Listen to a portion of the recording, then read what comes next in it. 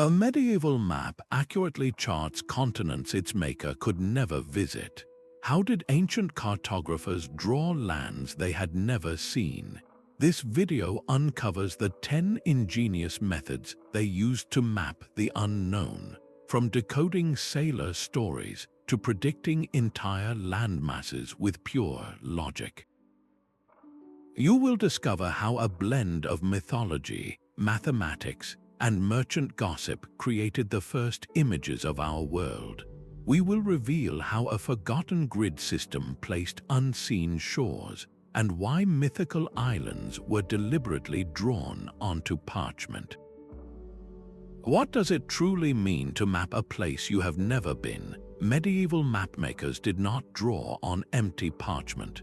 They worked within a rich and often contradictory universe of knowledge, a world where faith and fact were not yet separate realms. To understand their charts of unseen lands, you must first step into their workshops, the quiet scriptoria of monasteries where light fell from high windows onto vellum. Here, maps were not mere directions. They were intricate tapestries woven from 3 distinct threads: divine scripture, fading classical wisdom, and the hesitant voice of direct experience. A cartographer would consult a precious hand-copied text like Ptolemy's Geographia, a work from the 2nd century that provided the mathematical bones of the world, a grid of longitude and latitude. Yet that same scholar would then turn to the Bible or a bestiary describing monsters at the Earth's edge, accepting these as equally valid sources. The map became a spiritual portrait, placing Jerusalem at the center of the world and populating the oceans with symbolic sea creatures. This was not seen as a contradiction. It was the entire point. The known world, the oikoumene, was a stage for human drama surrounded by a terra incognita that was both a physical and spiritual wilderness. This complex foundation, this blend of grid and gospel, is what made their forays into the unknown so daring. They were not just plotting coastlines, they were charting a cosmos. And it is on these very parchments, amidst the gold leaf and biblical scenes, that we find their first astonishing predictions. The clamor of a Mediterranean port offered the cartographer his first tool, a chorus of human voices. In the shadow of swaying ships, merchants from the Silk Road would describe the sweeping deserts of Asia, their words giving texture to lands labeled only as terra incognita. Pilgrims returning from Jerusalem could sketch the coastlines they had sailed, while Arab navigators shared detailed sailing records, their room lines charting winds and currents. The mapmaker's workshop was a crossroads for this global gossip, and his genius lay not in traveling himself, but in listening. He became a master of synthesis, comparing the fantastical account of Marco Polo's Cathay with the sober measurements of a Roman road map or the precise coastal directions from an Arab Portolan. If one traveler spoke of a great river lined with peculiar trees, and another, older text mentioned a similar river near a mountain range, the cartographer would begin to connect these dots. He was triangulating truth from tales, using the consistency between accounts to guess at distances and shorelines. This painstaking comparison transformed the rambling stories of a sailor into a single, inked line on a chart. It was an imperfect science, of course, a game of telephone played across continents and generations. A single exaggerated story could spawn a mountain range where none existed, or shrink a vast ocean into a narrow strait. But this synthesis of classical knowledge and contemporary rumor was the lifeblood of the map, the first and most human method of seeing the unseen. Yet, these assembled stories were just scattered pieces without a framework to hold them in place. They needed a skeleton, a mathematical grid to give the entire world a sense of order and proportion. This mathematical framework was a cartographic revolution, giving the world its first reliable skeleton. A medieval scholar hunched over a manuscript of Ptolemy's Geographia, was not just reading an old text, he was unlocking a 200-year-old system of logic, a web of imaginary lines that could cage the entire globe. Longitude and latitude were not mere decorations on the map's edges. They were a universal language of location, a coordinate grid that could place a city described by a Roman general and a port mentioned by a modern merchant into the same spatial conversation. The power of this system lay in its beautiful simplicity. Even when the specific locations Ptolemy listed were wrong, his method was profoundly right. A cartographer hearing a traveler's tale of a great southern continent could take that vague description and assign it an estimated coordinate. He would calculate, based on sailing times and the relative position of known coasts, where this new land must logically lie. It was an act of profound prediction, using geometry to give form to rumor. A place that had only existed in stories could now be pinned to a specific intersection of lines. Its relationship to Europe, Africa, and Asia suddenly made clear and consistent.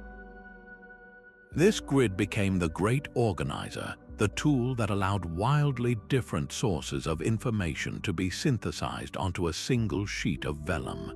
Yet this brilliant system had a critical flaw, a hidden weakness that would warp maps for centuries.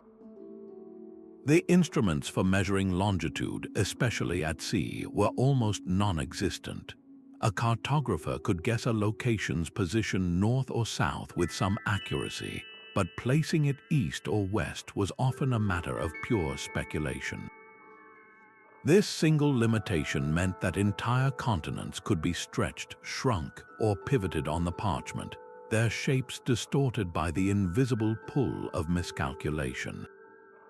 The grid gave the world order, but it was an order built on foundations that were often shaky, a challenge that would push navigators and thinkers to the very limits of their ingenuity. The parchment itself became an act of worship. Inside the quiet scriptorium, a monk's hand moved with a purpose far greater than navigation. He was not charting a route for sailors, but illustrating a path for souls. This was the age of the Mappa Mundi, a world map where every line was a verse in a visual scripture. The most famous of these, the Hereford Mappa Mundi, presents the earth as a perfect circle, a symbolic representation of God's unified creation. At the very center of this divine circle sits Jerusalem, the spiritual heart of the world, with Christ himself presiding over the top. The known continents of Europe, Africa, and Asia are arranged around this holy nucleus, their shapes distorted to fit a theological truth rather than a geographical one. At the very edges of the map, beyond the familiar lands, the cartographer would place the ultimate unknowns, drawn directly from sacred texts and theological speculation. The Garden of Eden might appear here, a walled paradise often located in the distant east. The monstrous races described by Pliny the Elder, like the Cyapods who shaded themselves with a single giant foot, were included not as fanciful stories but as real creatures believed to inhabit the remote corners of the earth, fulfilling the idea that God's creation was vast and strange. This was not seen as a lie, it was a statement of faith. If Scripture suggested the world was symmetrical, then surely there must be land in the southern hemisphere to balance the north. This belief gave cartographers the confidence to draw the antipodes, a theoretical southern continent populated by beings whose feet faced the opposite way. Their existence was a logical conclusion derived from doctrine, a perfect example of how faith provided answers where experience fell silent.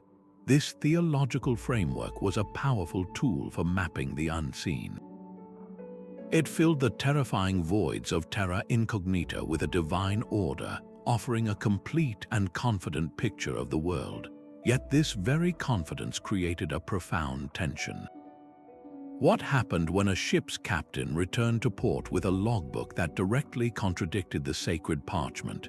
when a sailor's first-hand account of a coastline failed to align with the location of a biblical landmark. The mapmaker was suddenly caught between two conflicting authorities, the unchanging Word of God and the unsettling new evidence from the rolling sea. This clash between the scriptorium and the shipyard would force a revolution in thought, a slow and painful shift from mapping a world of faith to charting a world of fact. A ship's captain standing on a moonlit deck could fix his position not by any visible landmark, but by the fixed points in the heavens themselves. He would raise a wooden astrolabe, its brass rim cold against his fingers, and sight the North Star. The angle he measured above the horizon gave him his latitude, his precise position north or south on the globe. For the mapmaker back in his workshop, these numbers were pure gold. When a captain returned from a voyage down the African coast with a logbook full of such celestial measurements, the cartographer had something he could trust implicitly. He could now plot the north-south position of capes and river mouths with a new and startling accuracy. This created a series of fixed anchor points, celestial truths pinned to the parchment. The speculative coastlines drawn from merchant gossip and classical texts now had to bend to meet these verified coordinates. Longitude, the east-west position, remained a monumental challenge, often guessed from unreliable sailing times. But even a single accurate latitude could correct 1,000 exaggerated tales, forcing a whole continent to shift its shape on the map. The stars provided the first unshakable data points in a sea of speculation, a celestial grid that began to tame the wild inaccuracies of the Earth.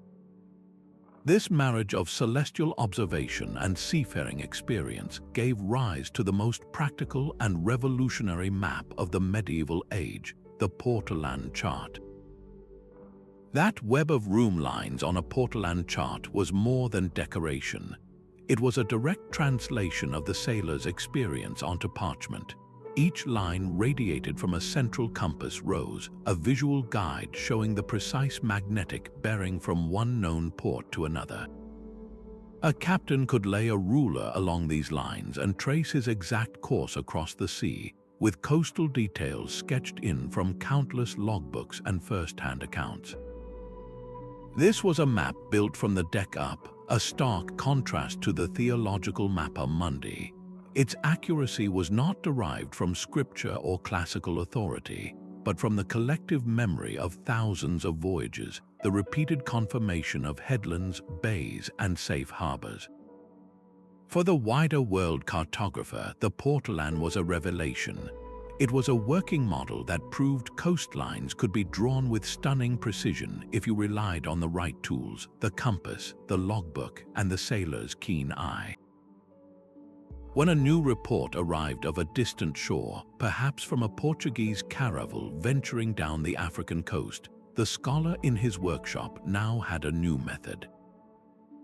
He would take the fragmentary descriptions, the estimated sailing times, and the few celestial readings, and he would begin to sketch, but his hand would move with the confident, empirical style of the Portolan maker. He would imagine this new coastline as a series of bays and capes, connecting them with the same clean, measured lines he saw on the navigational charts. This was a powerful form of extrapolation, grafting the known logic of Mediterranean geography onto the great unknown. It allowed cartographers to depict lands they had never seen with a veneer of absolute certainty, filling the blank spaces of the globe with coastlines that looked as reliable as those of Italy or Greece. This very confidence, however, had a hidden danger. The method was so convincing that when a persistent sailor's myth, like the fertile island of High Brassel in the Atlantic, was reported again and again, it was often drawn onto the most beautiful maps with the same precise, Portolan-inspired line. The mapmaker's pen, guided by the success of empirical navigation, could lend a phantom island the undeniable appearance of truth, a ghost coastline waiting for centuries to be erased from the map. The phrase "here be dragons" is perhaps the most famous cartographic legend, but the truth is far more strategic. Medieval mapmakers did more than just warn of monsters. They actively populated the blank spaces of their world with entire kingdoms and continents drawn from myth. Look closely at a map from this era, and you might find the phantom island of Brussels shimmering in the Atlantic, the fabulously wealthy Christian kingdom of Prester John, nestled in the heart of Africa, or even the lost continent of Atlantis drawn with the same confident lines as Spain or Italy. This was not always a sign of simple belief. It was a sophisticated cartographic convention, a way of saying, we do not know what is here, but we know something must be. These legendary places acted as intellectual placeholders, acknowledging the vast unknown while giving it a name and a shape. They transformed a terrifying void into a destination. A monarch looking at a map showing a rich Christian ally deep within a Muslim-controlled continent had a powerful, tangible reason to open his treasury and fund an expedition. The myth of Prester John, for instance, directly drove European exploration into Africa for centuries. The promise of Brussels, an island of untold riches, sent ships repeatedly into the empty Western Ocean. In this way, myth served an intensely practical purpose. It filled the psychological and financial gaps until hard data from returning caravels could replace speculation with coastlines. These drawn legends were not failures of cartography. They were its engine, a blend of hope and strategy that propelled ships over the horizon. And as those ships began to return, their holds empty of mythical kings but full of real, measurable information, the maps had to change in a profound way, forcing a final, logical method for predicting the very structure of the world itself. A single, disputed parchment holds the ghost of a continent. The Vinland map, if its faded lines are to be believed, shows the northeastern coast of North America, a place labeled Vinland, drawn by a European hand decades before Christopher Columbus ever set sail. Its existence is one of history's greatest cartographic puzzles. If it is genuine, it represents a breathtaking leap of the mapmaker's craft. A scholar, sitting in a European workshop around the 1400s, would have had no first-hand experience of the lands he was drawing. His only sources were the ancient Norse sagas, epic poems and stories passed down through generations that told of Leif Erikson's voyages to a wooded coast where wild grapes grew. From these spoken-word accounts, filled with descriptive details but utterly lacking in precise coordinates, the cartographer attempted to translate saga into shoreline. He gave a narrative a physical shape on the world stage, pushing the boundary of the known world westward based entirely on second-hand, generational knowledge. This was the ultimate act of cartographic synthesis, taking the vibrant but vague reports of explorers and freezing them into the permanent, confident lines of a map. It demonstrates the immense power of oral history to inform geography, proving that a coastline could exist in the European imagination long before it was confirmed by a fleet. Yet the shadow over the Vinland map is long and dark. The evidence suggests it may be an ingenious 20th century forgery, a clever fabrication designed to rewrite history. But even as a fake, its power to illustrate a medieval principle is undiminished. A forger, after all, must perfectly imitate the methods of the past to be convincing. The very act of creating the Vinland map, whether in the 1400s or the 1950s, required its maker to perform the same intellectual feat as a medieval cartographer, to take stories of discovery and render them as a believable chart. This controversy highlights the perilously thin line mapmakers have always walked, the line between an informed speculation based on the best available sources and a deliberate deception. It echoes in other mysterious charts, like the Zonal map that seemingly charts the New World from an earlier time. leaving us to wonder how many other coastlines on ancient parchments were born not from a surveyor's chain, but from a storyteller's breath. Far from the scriptoria of Europe, a different kind of map was being drawn under the bright sun of the Mediterranean. In the 12th century, the court of King Roger II of Sicily became an unlikely crossroads of knowledge, a place where a brilliant Arab geographer named Al-Idrisi was compiling a work that would shatter the European image of the world. For 17 years, he and his team of scholars interviewed Norman sailors, Arab merchants, and Jewish travelers in the royal hall at Palermo. The result was the Tabula Rogeriana, a world map and accompanying book of geography that presented a stunningly accurate vision of the globe. It showed the Indian Ocean as an open sea, correctly depicted the sprawling shape of Africa, and charted the course of the Nile with a precision that European maps would not match for centuries. This was not guesswork. It was the product of a vast, interconnected network of trade and scholarship that stretched from the Iberian Peninsula to the courts of China, a network that European cartographers had been almost entirely cut off from. Arab geographers did not rely on ancient texts or theological speculation alone. They possessed meticulously detailed sailing records, land surveys, and the first-hand accounts of merchants who had actually walked the streets of Canton and navigated the islands of the East Indies. Their knowledge of the world was not a theoretical exercise, it was a practical necessity for empire and commerce. When European scholars, often working in translation centers in Toledo or Sicily, finally gained access to these works, it was like a curtain being pulled back on a brightly lit stage. The terra incognita that had been filled with monsters and biblical speculation suddenly acquired real cities, navigable rivers, and accurately drawn mountain ranges. The European mapmaker, hunched over his vellum, was forced to confront a humbling truth.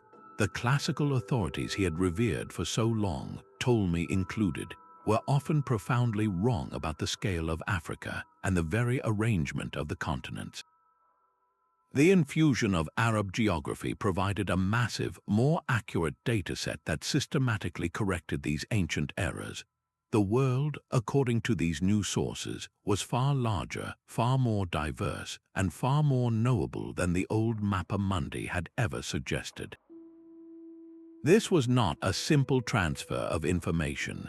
It was a complete recalibration of the known cosmos, a cornerstone of medieval science built through a cross-cultural conversation that reached across religious and political divides. It proved that the most accurate map of the unseen world could only be drawn by listening to every voice that had actually been there. A perfect circle divided by a T, the simplest and most enduring map of the medieval world. Known as a TO map, this was not a failure of geography but a triumph of meaning. The circle represented the entire world, surrounded by ocean. The T inside it was formed by the waters that separated the continents, the Mediterranean Sea forming the vertical stem, while the rivers Don and Nile created the horizontal crossbar. Within the three resulting sections lay Asia, Europe, and Africa, the entirety of human existence arranged with divine symmetry. For a monk drawing this schema, its beauty was its clarity. It presented the world not as a collection of erratic coastlines, but as a single, unified creation, a cosmic diagram where every part had its ordained place. Jerusalem sat at the very center of this circle, the spiritual heart of the world, and the Garden of Eden was often placed at the top, in the east, the direction of the rising sun and paradise. This was a map of faith, not of travel. Its purpose was to illustrate a spiritual truth, to show the viewer their place in God's plan rather than guide a sailor to a foreign port. When new geographical information trickled in from travelers, the mapmaker faced a profound challenge. How do you fit a strange, irregular coastline into a perfect circle? How do you place a newly described kingdom when your template has no space for a fourth continent? The answer was often to force the new evidence into the old schema. A vast landmass reported in the southern hemisphere might be shrunk to fit the lower quadrant of the circle, or a newly discovered island might be dismissed as a mere outlier, not important enough to disrupt the sacred geometry. This symbolic framework acted as a powerful filter, straining out inconvenient facts that did not align with the biblical and classical vision of the world. It was a comfortable, authoritative cage for knowledge, but as more ships returned with logs full of coastlines that refused to conform to the T, as the accounts of Arab geographers described a world far larger and more complex than three neat partitions, the perfect circle began to look less like divine order and more like a stubborn illusion. The very parchment that had once offered such certainty was now straining at its seams, struggling to contain a reality that was spilling over its edges. A ship's captain might know his latitude from the stars, but his longitude was a ghost in the machine. He could measure the angle of the sun at its zenith with an astrolabe, a clumsy brass ring that swung wildly on a heaving deck, but the true east-west position remained a mystery. Without a reliable marine chronometer to compare local time with a fixed point, longitude was calculated from dead reckoning, a polite term for educated guesswork. A navigator would toss a log overboard, time its passage along the ship's length with a sandglass and estimate his speed. He would then mark his supposed progress on a chart, a process vulnerable to every current, every storm, and every optimistic calculation. The result was a cascade of tiny errors. A 1% mistake in judging the width of the Mediterranean Sea might seem trivial on a local chart, but when that same flawed scale was applied to the vast, unknown coastline of Africa, the mistake was magnified exponentially. A river mouth described by a Portuguese explorer could be drawn hundreds of miles from its actual location, not from laziness, but from the unavoidable limitations of the tools. This is why the world on a medieval map often looks so strangely stretched, with Asia pivoting wildly to the east or Africa curling back on itself. The coastlines were not pure fantasy. They were often based on real reports, but they were plotted on a grid that was fundamentally warped by these accumulating measurement errors. The Mapmaker's parchment became a beautiful record of sincere effort and systemic flaw, a portrait of a world viewed through a distorted lens. Overcoming this fundamental challenge would require more than a better astrolabe. It demanded a conceptual leap, a new way of seeing the Earth not as a divine stage but as a measurable, mechanical clockwork. The rediscovery of Ptolemy's Geographia was like finding a master key to a locked room. For European scholars in the 14th century, this ancient text was not just a relic, it was a revelation, offering a complete mathematical system to structure the entire world. It gave cartographers the tools to project a spherical Earth onto flat parchment using precise coordinates, a method far superior to the symbolic circles of the TO maps. Yet this gift came with a hidden curse, a built-in authority so immense it could override the evidence of living witnesses. Ptolemy had calculated the Earth's circumference, but his figure was a significant underestimate. He also depicted the Indian Ocean as a sea entirely enclosed by land, with a vast, unknown continent connecting southern Africa to Asia. These were not minor flaws, they were fundamental errors about the very shape and scale of the planet. But to a medieval scholar, Ptolemy was the ultimate classical authority, a figure whose word carried the weight of scripture itself. When a Portuguese caravel returned from rounding the southern tip of Africa, its captain reporting an open ocean stretching to the east, the mapmaker faced a crisis of belief.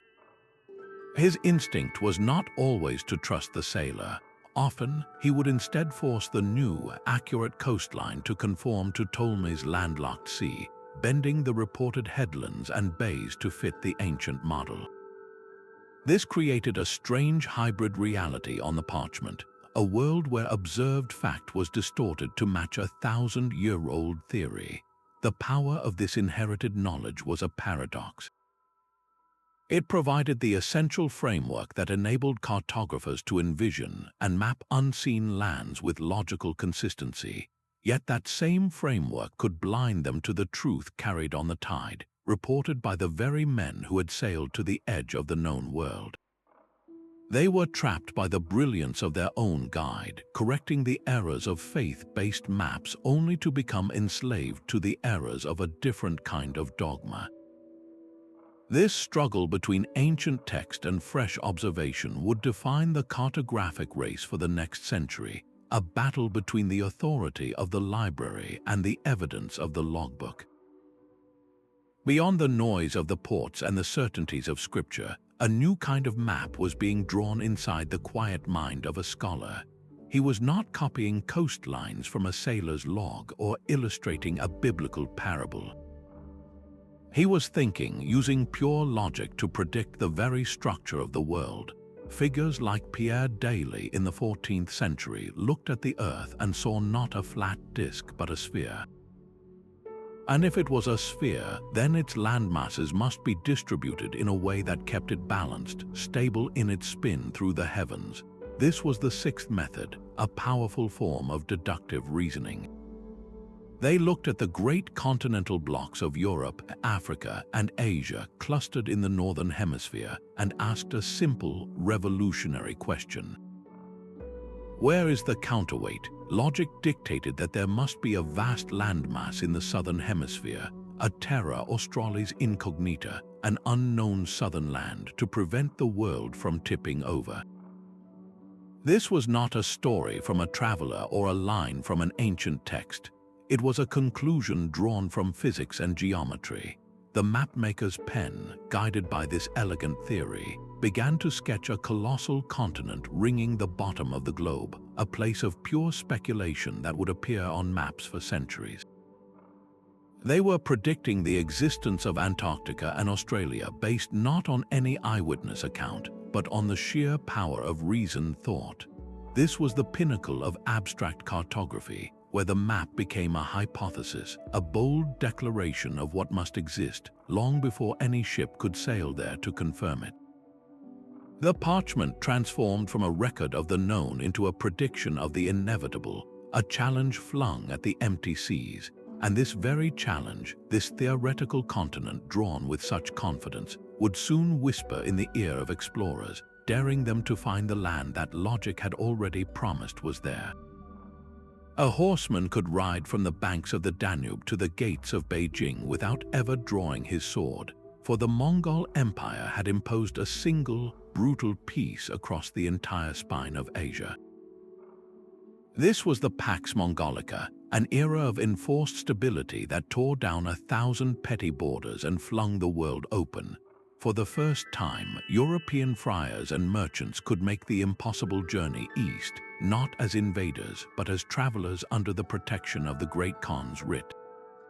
Men like Giovanni da Pian del Carpine and William of Rubruck, Franciscan monks sent on diplomatic missions, trudged for thousands of miles across the vast steppes.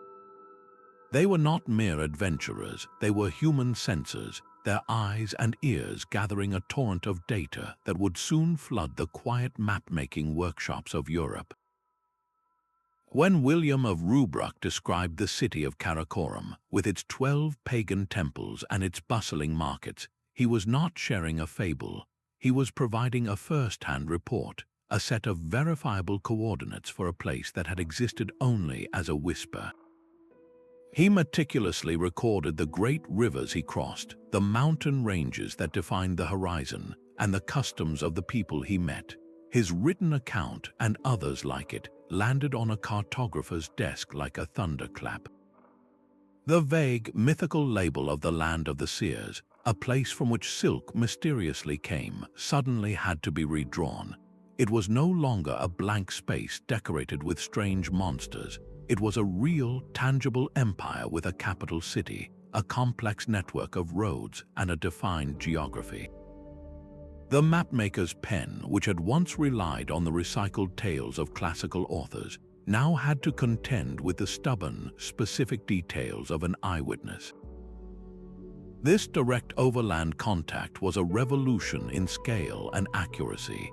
It allowed for the creation of masterpieces like the Catalan Atlas, which synthesized these new reports into a stunningly detailed vision of Asia. The continent on the parchment shifted from a symbolic shape into a physical place, its interior filled not with the kingdom of Prester John, but with the real, documented courts of the Khans.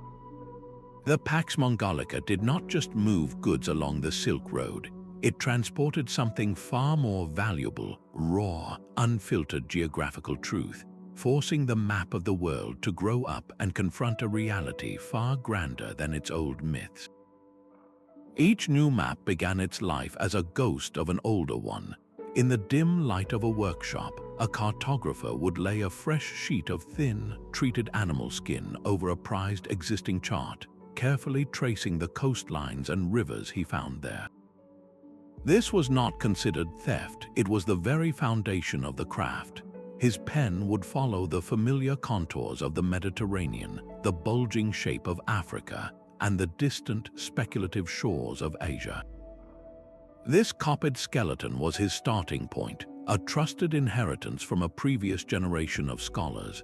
But then, his real work began. He would take out a new report, perhaps a letter from a Portuguese captain describing a previously uncharted bay on the African coast. With a steady hand, he would amend the old outline, adding this new detail like a tailor altering a well-worn coat. A faint, mythical island drawn by his predecessor might be erased entirely if no recent sailor could confirm its existence. This was the seventh method, a slow, deliberate process of copying and embellishing that created a living genealogy of knowledge across centuries.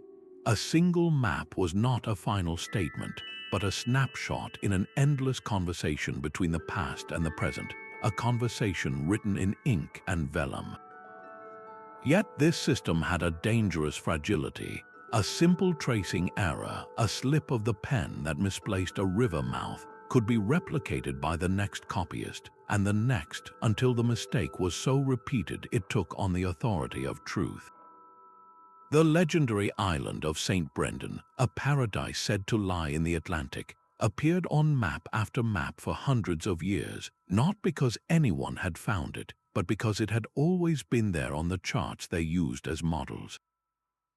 This iterative process was a double-edged sword, capable of cementing errors as easily as it accumulated facts. It was a messy, human system for building a picture of the world, one careful copy at a time. But within that messiness lay its genius, for it allowed the map to learn, to grow, and to slowly correct itself across generations, inching ever closer to the true shape of the lands it dared to depict. A king's treasury could turn a scholar's theory into a coastline of solid gold. The intricate maps of the medieval world were not born in a vacuum. They were expensive, bespoke projects commissioned by the very rich and powerful. A patron like Prince Henry, the navigator of Portugal, did not fund mapmaking out of simple curiosity. He was investing in a strategic asset. For him, a detailed chart of the West African coast was a military and commercial blueprint, revealing where to establish fortified trading posts and how to outflank rival powers.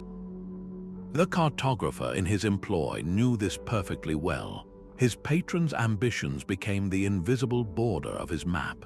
If Prince Henry wanted a sea route to the Indies, the mapmaker was subtly encouraged to draw the African continent as navigable, its southern tip waiting to be rounded, its oceans free of the sea monsters that might deter investors. The parchment became a sales pitch, a beautiful and persuasive argument for further investment. A merchant guild in Venice commissioning a Portolan chart had a different demand, accuracy above all else. Their wealth depended on it. They needed to know the precise depth of a harbor in Alexandria or the safest anchorage in the Black Sea.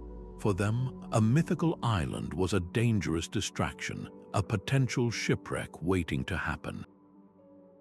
Yet that same guild would have paid handsomely for a map that conveniently omitted a lucrative new trade route from their Genos rivals. The patrons' needs directly shaped which truths were illuminated and which were left in shadow. This relationship gave cartographers the resources to work, but it also placed them in a difficult position. When a wealthy patron insisted on the existence of Prester John's Christian kingdom, the mapmaker had a powerful incentive to include it, lending the legend the authority of his draftsmanship.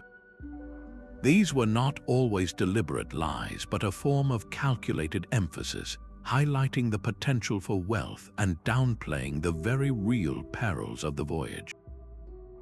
The map was not just a record of the world, it was a tool to change it, a piece of propaganda designed to open royal coffers and send ships over the horizon.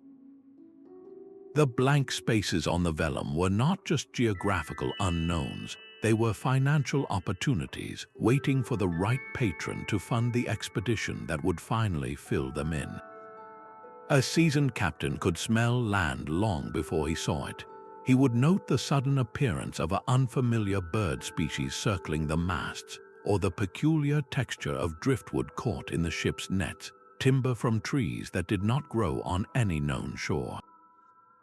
For the mapmaker back in his study, these fragments were not trivial details. They were vital clues in a global puzzle. He learned to read the natural world like a vast floating map. The migration patterns of birds pointed insistently toward unseen coastlines, their flight paths acting as invisible arrows drawn across the sky. The great rivers of the sea, the ocean currents, told their own stories.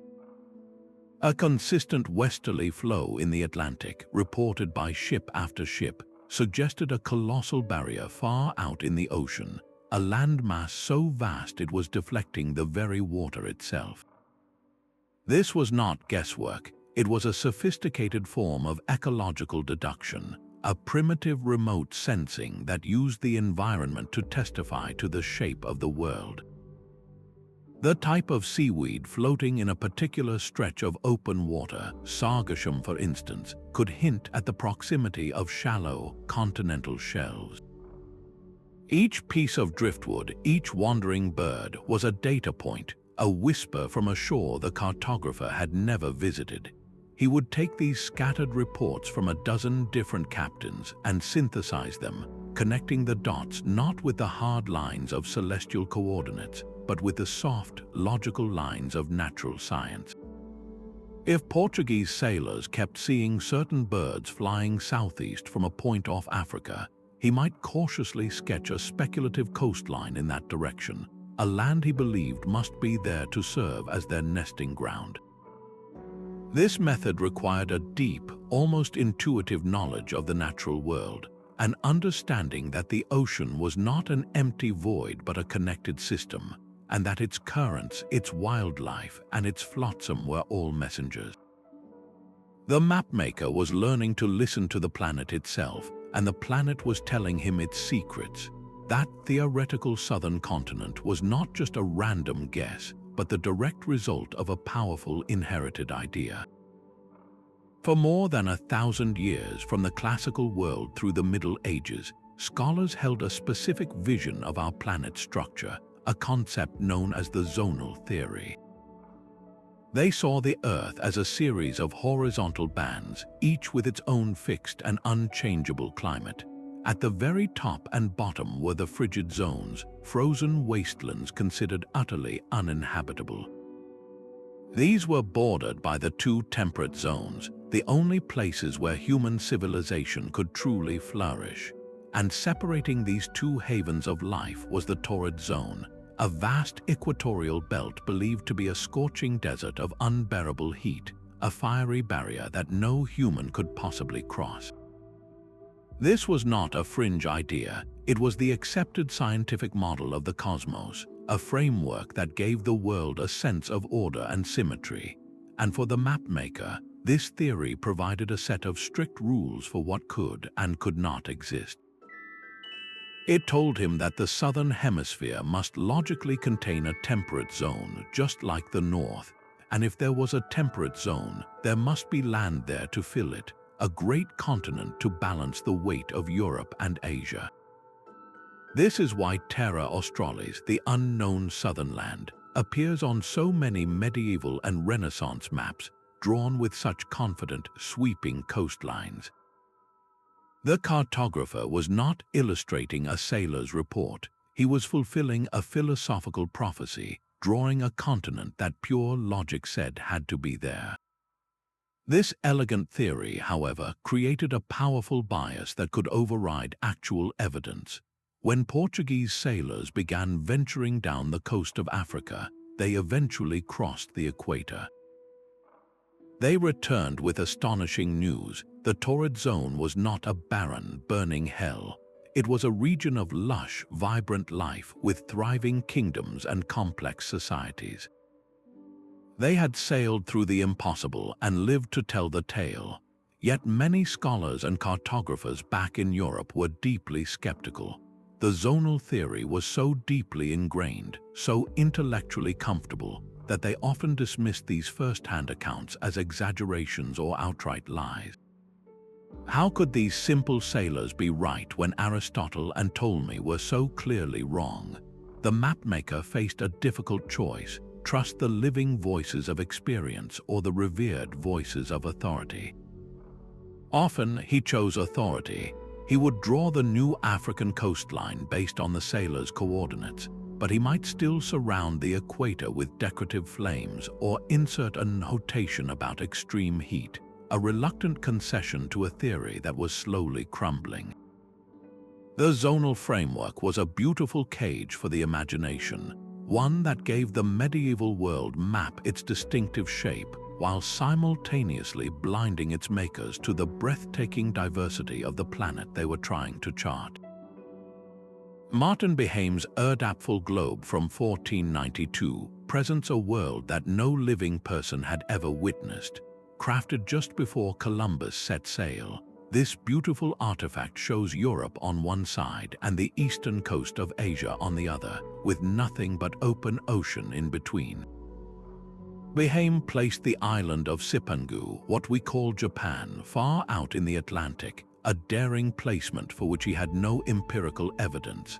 This was not a map built from sailors' logs or celestial readings. It was a cartographic hunch, a stunningly prescient guess. Behaim had studied the travels of Marco Polo and the calculations of Ptolemy, and he connected these dots in a way that defied the conventional wisdom of his time. He intuited that the ocean separating Europe from Asia was not an impassable, monster-filled void, but a crossable expanse. His specific distances were wildly optimistic, making the journey seem far shorter than it truly was, but the core geographical idea was revolutionary. The Erdapfel was a vision of a planet knit together by sea, a world where one could sail west to reach the east. This single, intuitive leap on a globe of painted parchment helped plant a powerful idea in the mind of an explorer like Christopher Columbus, providing the intellectual fuel for a voyage that would change history. It reminds us that the greatest maps were not always the most accurate in their details. Sometimes they were the most courageous, born from a mind that could see a new truth where others saw only a blank space on the chart. In a Venetian monastery around 1450, a monk named Fra Mauro was creating a map that would become the crowning achievement of medieval geography. His great circular planisphere was not a retreat from the world, but a profound engagement with it, a stunning visual encyclopedia that synthesized every single method of cartography we have explored. Look at its coastlines and you see the clean, confident lines of the Portolan charts, born from the lived experience of sailors navigating the Mediterranean. Turn your eye to Africa and Asia, and you are seeing the world through the meticulous scholarship of Arab geographers, whose knowledge of the Indian Ocean and the Silk Road far surpassed that of Europe. Fra Mauro did not just copy these sources, he debated with them. In one of his map's many inscriptions, he directly challenges the ancient authority of Ptolemy, writing that his depiction of an enclosed Indian Ocean must be wrong based on the testimony of those who had actually sailed its open waters. He filled the map with text drawn from the most recent traveler accounts, like the journey of the Venetian merchant Niccolo da Conti, who spent 25 years in India and Southeast Asia. Fra Mauro's workshop became a clearinghouse for global information, a place where a sailor's crude sketch, a merchant's description of a spice port, and an Arab star chart were all weighed and measured against each other. His genius was that of a master editor, judging the reliability of conflicting reports to assemble the most comprehensive and intelligent picture of the world possible before the age of major European exploration. The Fra Mauro map is more than a beautiful artifact. It is a portrait of a world poised on the brink of discovery, a final, magnificent statement of everything that could be known without leaving the shores of Europe. It represents the ultimate medieval guess at the shape of our planet, a guess so educated, so deeply researched, that it was about to be rendered obsolete by the very voyages it helped to inspire. A cartographer's sheet of vellum was a finite kingdom, its edges an absolute frontier. To fit the sprawling, rumored world within this small rectangle, he had to become a master of illusion, deliberately warping the very geography he sought to record. This 10th method, the strategic use of scale and distortion, was not a mistake but a practical necessity. The Mediterranean Sea, the bustling heart of his known world, was often drawn so large it could swallow half of Asia. Its familiar coastlines of Italy and Greece were rendered with meticulous detail, while the entire Indian subcontinent might be shrunk to a tiny, speculative peninsula. This was a map of priorities. The size of a place on the parchment was less a statement of its true area and more a measure of its importance to the mapmaker and his audience, or a reflection of how certain he was of its shape. When a new report arrived of a massive island called Java Major, the cartographer faced a spatial puzzle. He had a description of its lush forests and trading ports, but no reliable way to measure its true scale against the continents. His only reference was the world he had already drawn, so he would make a guess, estimating Java's size relative to a known quantity like the island of Sicily. The result was often a complete inversion of reality, where a truly enormous landmass like Greenland could be depicted as a modest island, while a smaller but frequently described place like Taprobane, modern-day Sri Lanka, would balloon to the size of a continent on the page. To read these maps correctly, you must learn to ignore the proportions and instead read the emptiness. The vast, compressed blank spaces labeled terra incognita are not an admission of failure. They are a silent confession of the mapmaker's true ignorance, an honest void that his art of distortion could not fill. The parchment tells two stories simultaneously, the story of what was known with confidence, drawn large and clear, and the story of what was merely guessed at, shrunk or stretched to fit the confines of the available space. These beautiful, flawed maps were not locked away in libraries. They were carried onto the decks of caravels, their vellum edges curling in the salty air. Christopher Columbus did not sail on a whim. His famous voyage was fueled by a specific cartographic vision, a world shaped by the very methods we have explored. He pored over charts like the Behaim globe, which placed the east coast of Asia a plausible sailing distance to the west, and he read the accounts of Marco Polo that described its incredible wealth. The mapmakers had already charted Cipangu and Cathay, so Columbus knew exactly what he was looking for. He was not hoping to find a new world. He was following a medieval roadmap, confident that the logic of the parchment would lead him to the riches of the East. His journey was a direct result of that predictive geography, a testament to the power of a drawn line to inspire a fleet. Ferdinand Magellan's expedition, the first to circumnavigate the globe, carried maps that depicted a vast southern continent, that theoretical terra australis.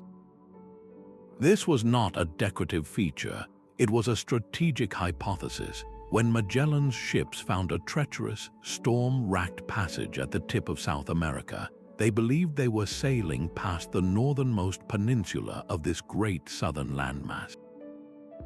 The maps in their possession gave them a framework to interpret the terrifying and unknown straits, turning a geographic puzzle into a navigable route. These explorers were not venturing into a conceptual void. They sailed with a world already pictured in their minds, a world meticulously, if inaccurately, constructed by generations of scholars who had never left their workshops. The maps gave them the courage to sail off the edge of the known because on the page there was no edge. The parchment showed a complete, interconnected planet, and they believed in its truth enough to risk their lives proving it. The medieval mapmaker's greatest legacy was this psychological gift, a vision of a connected world that was simply waiting for someone bold enough to fill in the final, missing lines. Their act of charting the unseen directly enabled the voyages that would make the unseen seen, forever changing the human story and completing the very world they had started to draw. A European name inked onto a foreign coast was far more than a label. It was a quiet act of possession, a claim staked not with a flag but with a pen. When a cartographer drew the outline of a land he had never visited, naming its rivers and mountains after saints or monarchs back home, he was performing a profound intellectual takeover. He was forcibly inserting that territory into a European story, a Christian cosmos, and an economic system that viewed new lands as resources to be catalogued and eventually claimed. The people already living there with their own deep histories, their own names for every bay and forest, and their own sophisticated understanding of the land, were simply erased from this new reality being drafted on vellum. Their world was redefined according to an external logic they had no part in creating. This cartographic appropriation created a powerful and dangerous fiction, the idea of empty land, terra nullius, waiting only for European discovery to be given meaning and purpose. The map became the first draft of a colonial manifesto, a beautifully illuminated argument that this world and everything in it was now part of a global order centered on Europe. It is no coincidence that the age of exploration was followed immediately by the age of empire. The charts guided the ships, but the world view embedded within those charts justified the conquests that followed. They presented a planet ripe for ownership, its blank spaces not as homelands for others, but as invitations. This forces us to confront an uncomfortable truth about these magnificent artifacts. Their genius in predicting geography is inseparable from their role in enabling a tragic history. To admire the line work that guessed a continent is to also acknowledge the power of that line to dispossess the people already living on it. The medieval mapmaker, in his quest to see the unseen, helped create a vision of the world that we are still, centuries later, learning to see beyond. That final, fading line on the medieval parchment is more than a coastline. It is a signature, the mark of a human mind daring to comprehend a world it could not fully know. The story of these ancient cartographers is a profound testament to our relentless drive to push beyond the horizon, a grand collaboration between the sailor braving the elements and the scholar deciphering his logbook, between the unwavering certainty of faith and the tentative steps of reason. They used every fragment of information available, weaving astronomical calculations with merchant tales, classical geometry with the logic of ecosystems, to construct a vision of our planet that was at once deeply flawed and breathtakingly brilliant. Their greatest legacy is not the accuracy of their charts, but the intellectual courage they represent. Exploration has always been a dual journey, one of the body sailing into the unknown and of the mind racing ahead to map it. So the next time you glance at a perfect digital map on your phone, remember the centuries of human ingenuity, the wrong turns and brilliant guesses, the hope and the hubris that were required to fill those first terrifying blank spaces. If this journey into the minds of those who mapped the unseen has captured your imagination, we would love to hear your thoughts in the comments, and subscribe for more deep dives into the greatest mysteries of our past.